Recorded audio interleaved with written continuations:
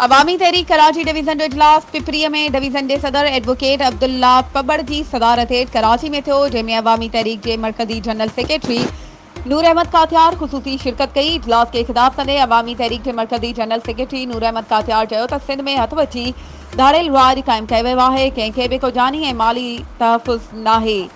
सिंध के धाड़ियलनि हवाले करण बंदि करियो। कॉन्फ्रेंस 29 मार्च ते हैदराबाद में थींदी, जंहिंमें सान्याबंद ऐं सियासी धुरियूं शिरकत कंदियूं।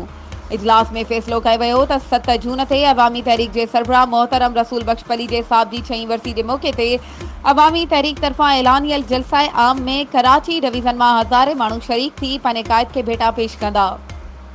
इजलास के ख़िताब कंदे अॻवाणनि चयो त पीपल्स पार्टी सिंध जो सौदो करे इक़्तिदार हासिल कयो आहे।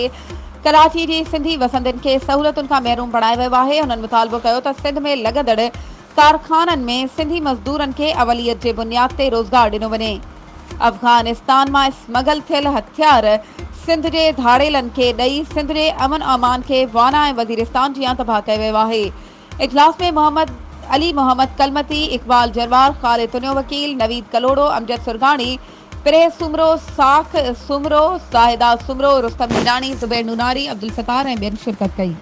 वधीक ख़बरुनि ऐं अपडेट्स जे लाइ असांजे चैनल खे सब्सक्राइब कयो ऐं हा, बेल आइकन खे प्रेस करणु न विसारिजो त जीअं असांजी हर नई अचण वारी वीडियो तव्हां ताईं पहुची